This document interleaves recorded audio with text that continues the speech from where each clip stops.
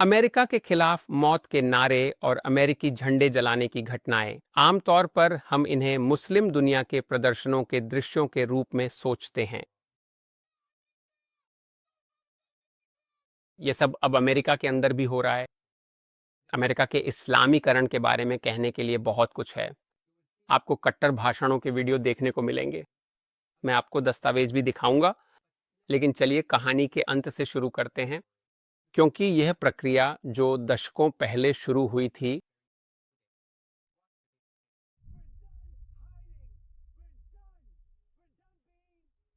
आज यह अपने सभी प्रयासों और कड़ी मेहनत के फल दे रही है जो उसने इतने समय से किए थे। इस विशेष क्लिप को ध्यान से देखिए, जिसमें आपको पूरी कहानी और उसके पीछे की प्रेरणा स्पष्ट रूप से दिखाई देगी। ब्रॉन्क्स को यह सुनना चाहिए, क्वींस को यह सुनना चाहिए। ऐसे बोलो जैसे उम्मा की किस्मत इसी पर टिकी हो। मेरे भाइयों और बहनों, झूठ! मुझे सच में ओसू से बहुत बहुत ज्यादा प्यार है। कोई ईश्वर नहीं है जिसकी पूजा के योग्य हो सिवाय अल्लाह के, जो यीशु का भगवान है, मूसा का भगवान है, इब्राहिम का भगवान है और अंतिम पैगंबर मोहम्मद का भगवान है। यहां कुछ बातें ध्यान देने योग्य हैं। सबसे पहले, यह अरबी नहीं है जो विस्कॉन्सिन की किसी छोटी मस्जिद में चिल्लाई जा रही है। यह धारा प्रवाह अंग्रेजी है जिसे कोई ऐसा व्यक्ति बोल रहा है जो अमेरिका में न्यूयॉर्क सिटी के बीचों बीच पला बड़ा है, हजारों लोगों के सामने। यह छुपा हुआ नहीं है और हम जल्द ही छुपे हुए हिस्से पर भी आएंगे। दूसरी बात, वह गुस्से में है। यह कोई अच्छा शुरुआती बिंदु नहीं है। वह गुस्से में है और खुद को ठगा हुआ महसूस करता है, और वह कुछ भी सुधारने की मांग नहीं कर रहा है। वह प्रभुत्व की मांग कर रहा है, इस्लाम को हर अमेरिकी घर में लाने की बात कर रहा है। जो भी इस्लामी सिद्धांतों से परिचित है वह जानता है कि दुनिया दो हिस्सों में बंटी हुई है। दार अल इस्लाम, वे स्थान जो पहले से इस्लामी शासन के अधीन हैं, और दार अल हरब, युद्ध की भूमि, यानी वे हिस्से जिन्हें जीतना जरूरी है। वह शुरुआत करता है यह कहकर कि मुसलमान पीड़ित हैं, दबाए गए हैं। और मैंने खुद से पूछा, आखिर अमेरिका में मुसलमान कहाँ दबाए जा रहे हैं? क्या उन्हें मुसलमान होने के लिए जेल में डाला जाता है? क्या उन्हें नमाज पढ़ने से रोका जाता है? मेरी नज़र में मुसलमानों को पश्चिमी देशों में जैसे अमेरिका, कनाडा, इंग्लैंड, फ्रांस में सबसे ज़्यादा आज़ादी मिलती है। और वे स्थान जहां मुसलमानों पर सबसे ज़्यादा अत्याचार होते हैं, जहां राजनीतिक या धार्मिक कारणों से सबसे ज़्यादा मुसलमान मारे जाते हैं, वे मुस्लिम देश ही हैं। सिर्फ पिछले एक दशक में ही यमन, सीरिया, लीबिया में लगभग 15 लाख मुसलमानों की हत्या अन्य मुसलमानों द्वारा की गई है। शायद यह मेरी यहूदी तर्क शक्ति है, लेकिन अगर आप शरणार्थी या प्रवासी के रूप में अमेरिका आते हैं तो मैं कहूँगा, धन्यवाद अमेरिका, उस आज़ादी के लिए जो तुमने मुझे दी है। और अगर मैं मुसलमान होता और शरिया कानून के तहत जीना चाहता तो मैं उन शानदार देशों में चला जाता जहां इसे लागू किया जाता है। ईरान, अफगानिस्तान, सऊदी अरब, सूडान, मॉरिटानिया। आप कह सकते हैं कि मैं सिर्फ एक क्लिप से बहुत ज़्यादा निष्कर्ष निकाल रहा हूं, तो चलिए कुछ और देखते हैं। और भी बहुत कुछ है जो हम आपको दिखाना चाहते हैं, जैसे कि हमारी नई सुविधाएं और अपडेट। और अश्वेत लोग, इजराइल को हराना वास्तव में इस अन्यायपूर्ण उपनिवेशवादी संस्था को पूरी तरह से हराना है। हमें अपने दिमाग में, अपने पड़ोसियों के दिमाग में, अपने साथियों के दिमाग में, इस देश के हर व्यक्ति के दिमाग में अमेरिका के विचार को नष्ट करना है। हम अमेरिकी समाज में घुलना मिलना और गायब हो जाना नहीं चाहते। हम इस्लामी आदर्शों के साथ अमेरिकी समाज में जाना चाहते हैं और उनकी सोच को बदलना चाहते हैं। हम उन्हें बदलना चाहते हैं। हम उन्हें मुस्लिम व्यक्ति बनाना चाहते हैं। हमसे पहले भी पूछा गया है, अंतर्राष्ट्रीय कुद्स दिवस पर हमारे विरोध प्रदर्शन इतने अमेरिका विरोधी क्यों होते हैं? हम सिर्फ इजराइल पर ही ज्यादा ध्यान क्यों नहीं देते और अमेरिका के बारे में इतना क्यों बात करते हैं? गराजा ने पूरी दुनिया को दिखा दिया है कि ये विरोध प्रदर्शन इतने अमेरिका विरोधी क्यों हैं। क्योंकि ये संयुक्त राज्य अमेरिका की सरकार है जो उन सभी अत्याचारों के लिए धन मुहैया कराती है जिनके बारे में हमने अभी सुना।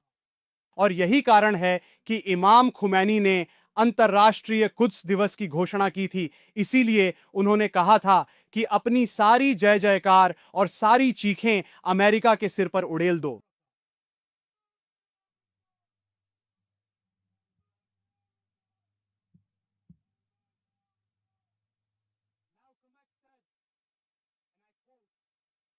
वास्तव में इससे पहले की स्थिति पर विचार करें, जब यह घटना या परिस्थिति उत्पन्न नहीं हुई थी। हमें उस समय की पृष्ठभूमि और संदर्भ को समझना होगा जो इस वर्तमान स्थिति से पहले मौजूद था। मजबूत क्लिप, मुझे कुछ समझाने दो। चुर्ज दिवस यरूशलेम दिवस है, जिसे अयातुल्ला खुमैनी ने बनाया था। ईरान में इस्लामी क्रांति के नेता, उनके शासन में क्या आप जानते हैं कि कितने ईरानियों, कितने मुसलमानों को उन्होंने राजनीतिक कारणों से फांसी दी थी? सबसे कम अनुमान क्या है? 20,000। ज्यादा अनुमान 40,000। और खुमैनी ने सद्दाम हुसैन से लड़ाई की थी। उस युद्ध में लगभग 10 लाख मुसलमान मारे गए थे। फिर भी जो लोग इजराइल और अमेरिका को दोष देते हैं, वे यह भूल जाते हैं कि सबसे ज्यादा मुसलमानों को मारने वाले खुद मुस्लिम शासक ही हैं। मैं आपको और क्लिप्स दिखाऊंगा, लेकिन एक विचार है जो मेरे मन में एक इजरायली और यहूदी होने के नाते आता है। कल्पना कीजिए अगर न्यूयॉर्क के बीचों बीच कोई रब्बी सैकड़ों यहूदियों के सामने चिल्लाता, अमेरिका सड़ा हुआ है, हम हर अमेरिकी घर में यहूदी धर्म लाएंगे। अगर ऐसा होता तो टकर कार्लसन इसके बारे में सालों तक बात करता। कैंडेस ओवेंस यह अस्तित्ववादी सवाल उठाएंगी कि मैक्रों की पत्नी ने 5 साल की उम्र में पैंट पहनी थी या ड्रेस, और इस पर पूरी डॉक्यूमेंट्री बना देंगी। अमेरिका का हर टिप्पणीकार इस पर चर्चा करेगा, लेकिन यहूदी ही वे लोग नहीं हैं जो दुनिया पर कब्जा करना चाहते हैं। मेरे पिछले वीडियो में मैंने यहाँ तक बताया था कि यहूदी हर शनिवार को उन देशों की सफलता के लिए प्रार्थना करते हैं जिनमें वे रहते हैं। आइए देखें कि असल में दुनिया पर कब्जा कौन करना चाहता है। अल्लाह सुब्हानहू ताला ने इस उम्मत से कुरान में वादा किया है कि यह उम्मत इस धरती की वारिस बनेगी, कि उम्मत इस पूरी धरती पर, जी हाँ, इस पूरी धरती पर हुकूमत करेगी, न कि सिर्फ किसी एक छोटे से हिस्से पर। हमें इसमें कोई भी शक नहीं है कि अल्लाह अपना यह महान वादा अवश्य पूरा करेंगे और हमें नबूवत के तरीके पर खिलाफत और हमारी पूर्व नेतृत्व प्रदान करेंगे। रोम निश्चित रूप से फतह होगा, कश्मीर अवश्य आजाद होगा, भारत भी आजाद होगा, आबाम फिलिस्तीन भी पूरी तरह से आजाद होगा। अल अंदलुस, कभी कभी आप अल अंदलुस को भूल जाते हैं। अल अंदलुस, जिसे आज स्पेन के नाम से जाना जाता है, वह जमीन 800 साल तक हमारी थी, और वह भी कश्मीर फिलिस्तीन की तरह कब्जे में है। अल नसासा, जो लोग आज यह पूछते हैं कि अब आगे क्या वास्तव में होगा, गजा में अगला दिन क्या होगा, वे खुद से यह महत्वपूर्ण प्रश्न पूछना पूरी तरह से भूल गए।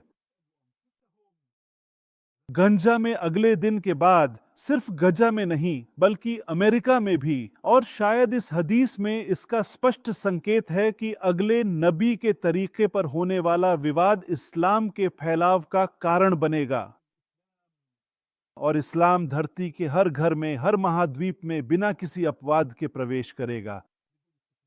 इसी वजह से अमेरिका के हर घर में हमारा मुख्य काम है अमेरिका के संविधान को बदलना, ताकि हम अपने लक्ष्यों को प्राप्त कर सकें।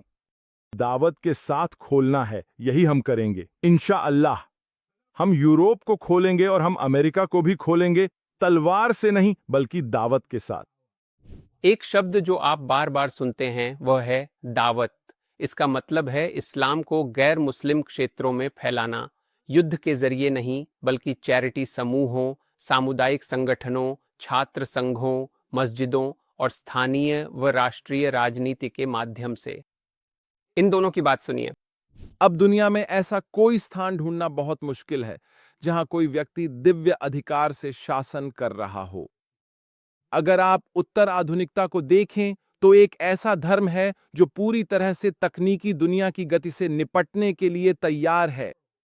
यह वही गतिशील बहुलतावादी इस्लाम है जो पैगंबर के युग में था। आज हमारे पास संयुक्त राज्य अमेरिका में 43 राज्य प्रतिनिधि हैं जो मुस्लिम हैं। अगर वे कांग्रेस के लिए चुनाव लड़ना चाहें तो अगले 6 वर्षों में हमारे पास लगभग 50 कांग्रेस सदस्य हो सकते हैं। अन्याय की व्यवस्था को समाप्त करने का असली सार यही है कि उसकी जगह उन लोगों को लाया जाए जो पैगंबर का प्रतिनिधित्व करते हैं। जब आप ये क्लिप्स देखते हैं और मैं आपको आगे और भी दिखाऊंगा तो आपको स्पष्ट पैटर्न नजर आते हैं। इससे फर्क नहीं पड़ता कि ये कब फिल्माई गई थी, गाजा युद्ध के दौरान, उससे पहले, बाइडन, ट्रंप या बुश के समय, संदेश हमेशा एक जैसा रहता है। एक वैश्विक इस्लामी खिलाफत का लक्ष्य फिलिस्तीन, रोम, स्पेन, भारत और अमेरिका को जीतना, इस्लाम को हर घर तक पहुंचाना, इजराइल और यहूदियों के खिलाफ लड़ाई को एक वैश्विक संघर्ष के हिस्से के रूप में प्रस्तुत करना, पश्चिम को बुराई के रूप में देखना जिसे बाहर से नहीं बल्कि भीतर से हराना है। और वे सभी एक ही शब्दों का इस्तेमाल करते हैं। ये कोई संयोग नहीं है, वे एक योजना का पालन कर रहे हैं, मुस्लिम ब्रदरहुड की योजना। 1928 में मिस्र में स्थापित उनका नारा है, इस्लाम ही समाधान है। एक और नारा, अल्लाह हमारा उद्देश्य है, मोहम्मद हमारे नेता हैं, कुरान हमारा संविधान है, जिहाद हमारा रास्ता है और अल्लाह की राह में मरना हमारी सबसे बड़ी आशा है। ध्यान दें, न शांति है न मानवाधिकार, जिहाद और मौत। शुरुआत से ही वे पश्चिम विरोधी थे।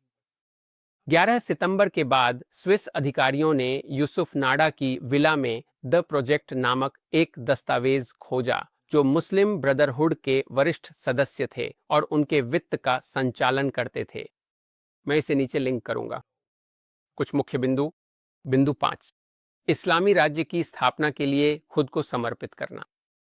बिंदु 7, इस सिद्धांत को स्वीकार करना कि इस्लामी आंदोलन और राष्ट्रवादी आंदोलन के बीच अस्थायी सहयोग हो सकता है, जैसे उपनिवेशवाद के खिलाफ संघर्ष, इस्लाम का प्रचार और यहूदी राज्य के खिलाफ। बिंदु 9, इस्लामी दावत की एक ताकत बनाना, चैरिटी के लिए धन इकट्ठा करना और जिहाद में लगे आंदोलनों का समर्थन करना। बिंदु 11, फिलिस्तीनी मुद्दे को विश्वव्यापी इस्लामी योजना का हिस्सा बनाना, एक नीति योजना और जिहाद के माध्यम से, क्योंकि यह आज अरब दुनिया के प्रतिरोध की आधारशिला के रूप में कार्य करता है। अविश्वसनीय, ये बिल्कुल वही बयान करता है जो आज हो रहा है। तो अमेरिकी छात्र सीरिया, यमन या सूडान में युद्ध का विरोध क्यों नहीं करते? इनमें से हर एक संघर्ष इजराइल और गाजा से कम 10 गुना बड़ा है। 8 अक्टूबर को उन्होंने अचानक इजराइल और यहूदी संस्थानों के खिलाफ हिंसक विरोध प्रदर्शन शुरू कर दिए। और कतर ने पिछले 20 वर्षों में अमेरिकी विश्वविद्यालयों में $5 अरब क्यों डाले हैं? कतर के अमीर तमीम बिन हमिद मुस्लिम ब्रदरहुड के गर्वित समर्थक हैं। अब सब कुछ समझ में आने लगता है। 2004 में FBI को मुस्लिम ब्रदरहुड का एक और दस्तावेज मिला, एक व्याख्यात्मक झांपन। यह दस्तावेज general strategic call for the group in north America है, जिसे मुस्लिम ब्रदरहुड के वरिष्ठ सदस्य और हमास के सदस्य मोहम्मद अकरम ने लिखा था। हमास मुस्लिम ब्रदरहुड से संबद्ध संगठनों में से एक है। यह पश्चिमी समाजों को कमजोर करने और अमेरिका पर कब्जा करने के लिए एक सभ्यतागत जिहाद रणनीति प्रस्तुत करता है, भीतर से मुस्लिम समुदायों को ब्रदरहुड के नेतृत्व में संगठित करके। झापन से बसावट की प्रक्रिया एक सभ्यतागत जिहाद की प्रक्रिया है। मुस्लिम भाइयों को यह समझना चाहिए कि अमेरिका में उनका काम एक प्रकार का महान जिहाद है, जिसमें पश्चिमी सभ्यता को भीतर से समाप्त और नष्ट करना है और उसके दुखी घर को उनके और आस्थावानों के हाथों से बर्बाद करना है ताकि वह समाप्त हो जाए और ईश्वर का धर्म विजयी हो। इस दस्तावेज में अमेरिका में मुस्लिम संगठनों की सूची भी दी गई है। मैं इसका लिंक नीचे भी छोड़ दूंगा। और जो हम जमीन पर देख रहे हैं वह बिल्कुल उन्हीं दस्तावेजों में लिखी बातों से मेल खाता है। शिक्षा उन सबसे महत्वपूर्ण क्षेत्रों में से एक है जिन पर मुसलमानों को ध्यान देना चाहिए। और जबकि हमारा उद्देश्य, हमारा अंतिम उद्देश्य केवल उस व्यवस्था का हिस्सा बनना नहीं है जिसे हम अभी अनुभव कर रहे हैं और देख रहे हैं। हमारा उद्देश्य, हमारा अंतिम उद्देश्य अपनी खुद की इस्लामी व्यवस्थाएं बनाना है, और न केवल मुसलमानों के लिए इस्लामी व्यवस्थाएं बनाना है, बल्कि उन सभी अन्य लोगों के लिए भी देखना है जो इस देश को हमारे साथ साझा कर रहे हैं। उन्हें संभावित मुसलमानों के रूप में देखना है, और अमेरिका को मुसलमान बनाने की इस दीर्घकालिक प्रक्रिया में पूरे अमेरिका को मुसलमान बनाना है। मुस्लिम ब्रदरहुड एक बात अच्छी तरह समझता है, जीतने के लिए आपको सीधे हिंसा की जरूरत नहीं है। आप खुद लोकतंत्र का इस्तेमाल करके छात्र संगठनों, स्थानीय राजनीति, इस्लामी केंद्रों और मीडिया आउटलेट्स के माध्यम से लोकतंत्र को भीतर से नष्ट कर सकते हैं।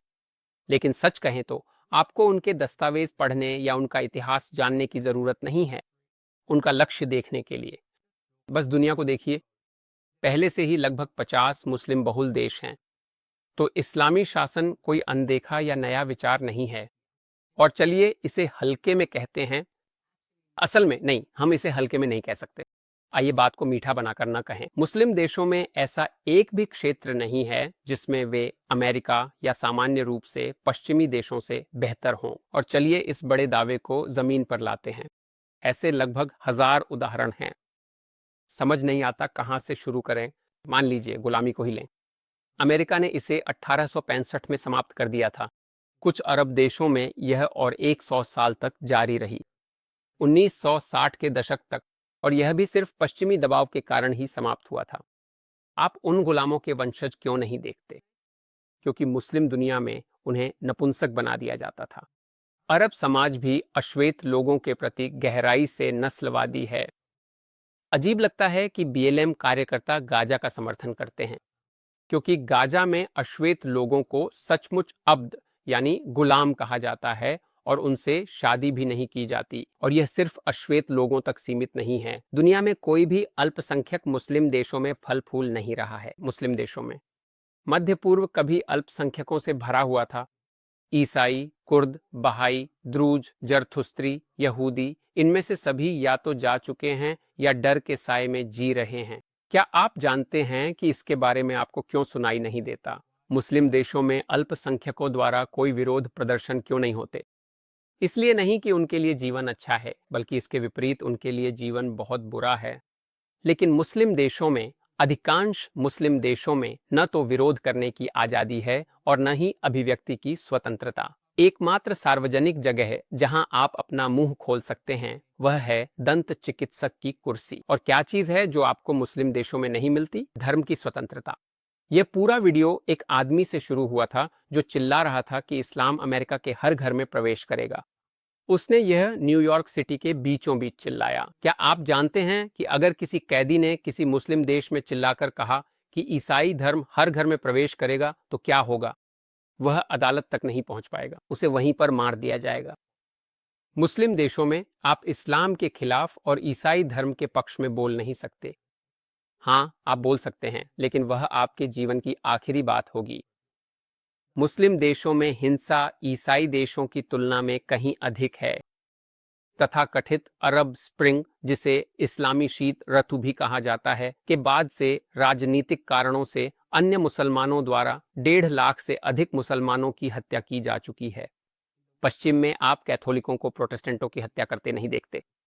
पिछले 100 वर्षों में कितने ईसाइयों की अन्य ईसाइयों द्वारा गलत प्रकार के ईसाई होने के कारण हत्या की गई? 100, 200, 1000? कितने मुसलमानों ने मुसलमानों को मारा? सुन्नी बनाम शिया, लाखों। फिर भी कोई इसके बारे में बात नहीं करता। और शायद सबसे चौंकाने वाली बात यह है कि लोग मुस्लिम दुनिया में महिलाओं के अधिकारों के बारे में बात नहीं करते। मुस्लिम देशों में महिलाओं के अधिकारों के प्रति चिंता की कमी पश्चिमी नारीवाद पर सबसे बड़ा दाग है। अगर यह नारीवाद होता, अगर पश्चिमी छात्राओं को महिलाओं के अधिकारों की थोड़ी भी परवाह होती, उनका विरोध विषाक्त पुरुषत्व के खिलाफ नहीं बल्कि मुस्लिम देशों में महिलाओं की स्थिति के खिलाफ होता। कई मुस्लिम देशों में एक पुरुष को कानूनी रूप से अपनी पत्नी को मारने की अनुमति है। मैंने इस पर एक वीडियो बनाया है, नीचे लिंक है। महिलाएं अपने पिता या पति की अनुमति के बिना कुछ भी नहीं कर सकती। मैं तो यहाँ तक भी बात नहीं कर रहा कि बूढ़े आदमी कम उम्र की लड़कियों से शादी करते हैं या यह तथ्य कि मिस्र में 80% से अधिक महिलाओं के साथ, खैर आप जानते हैं क्या होता है, और फिर भी महिलाओं के अधिकारों के समूह चुप रहते हैं। तो जब मैं अमेरिकी छात्रों को अमेरिका को गाली देते, इस्लामी झंडे लहराते, अमेरिकी झंडे जलाते देखता हूं, तो मुझे लगता है कि अमेरिका में पढ़ाई करना कितना महंगा है। वे बस किसी मुस्लिम देश, ईरान, सीरिया, अफगानिस्तान, यमन, मिस्र, लीबिया क्यों नहीं चले जाते और देखते कि वहाँ लोगों को कितने अधिकार मिलते हैं, या यूं कहें कि वहाँ लोगों को कितने अधिकार नहीं मिलते। जो चीज़ें वे अमेरिका में सामान्य मानते हैं, वे वहाँ अब भी एक दूर का सपना है।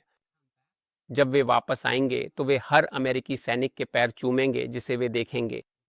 और अगर आप यह पश्चिमी यूरोप से देख रहे हैं, जहां पहले से ही बड़ी मुस्लिम आबादी है, और आपको लगता है कि मैं गलत हूं, तो मुझे गलत साबित करें। मुझे बताइए, मैं स्वीडन से हूं और महिलाएं मुस्लिम इलाकों में पूरी तरह सुरक्षित महसूस करती हैं। आगे बढ़िए। मुस्लिम देश ऐसा एक भी काम नहीं करते जो अमेरिका से बेहतर हो, न तो सरकार में, न महिलाओं के अधिकारों में, न तकनीक में। अमेरिकियों ने यूट्यूब का आविष्कार किया, क्या इससे बेहतर कुछ है? ठीक है, अरब लोग एक चीज बेहतर करते हैं, स्वस्थ भोजन। लेकिन अमेरिकियों से ज्यादा स्वस्थ खाना खाना कोई बहुत मुश्किल काम नहीं है। मुस्लिम ब्रदरहुड के लिए शुरुआती बिंदु बहुत सरल है, पूरी दुनिया को मुस्लिम बनना चाहिए। अगर ऐसा नहीं है तो ये इस्लाम का अपमान है, और क्योंकि ऐसा नहीं है वे नाराज हैं। इसका गाजा, कश्मीर या ट्रंप से कोई लेना देना नहीं है। उन्होंने इन घटनाओं का इस्तेमाल दुनिया के इस्लामीकरण को आगे बढ़ाने के लिए किया। अल जजीरा, छात्र संगठनों, मानवाधिकार, एनजीओ और राजनेताओं के माध्यम से। उन्हें आपको बेवकूफ़ न बनने दें। बहुत से लोग मुझसे मेरे स्रोतों के बारे में पूछते हैं, क्या मुझे उन वीडियो तक किसी तरह की खास पहुंच है, जैसे कि मैं कोई निचले स्तर का मोसाद एजेंट हूं? जवाब है नहीं। ये सभी वीडियो और भी बहुत कुछ इंटरनेट पर उपलब्ध हैं। वैसे यह भी पश्चिम की एक और शानदार खोज है। वास्तव में एक शोध संस्थान है जिसका नाम मेमोली है। वे मुस्लिम दुनिया भर के वीडियो का अनुवाद करते हैं, जिनमें अमेरिका की मस्जिदों और इस्लामिक सेंटर्स के वीडियो भी शामिल हैं। हजारों क्लिक, अविश्वसनीय सामग्री। मैं नीचे एक लिंक छोड़ दूंगा, और कृपया उन्हें समर्थन देने पर विचार करें और मेरी मदद करें इस वीडियो को फैलाने में। इसे लाइक करें, एक टिप्पणी छोड़ें और इसे उस दोस्त को भेजें जो थोड़ा भ्रमित है। अगला वीडियो संयुक्त राष्ट्र और मानवाधिकार संगठनों के बारे में होगा। बहुत से लोग जो मुझे गलत साबित नहीं कर सकते बस लिख देते हैं, लेकिन संयुक्त राष्ट्र और एमनेस्टी इंटरनेशनल कुछ और कहते हैं। तो अगला वीडियो इन्हीं के बारे में होगा। सब्सक्राइब करें, बेल आइकन दबाएं ताकि जब मैं अगला वीडियो अपलोड करूं तो आपको सूचना मिल जाए।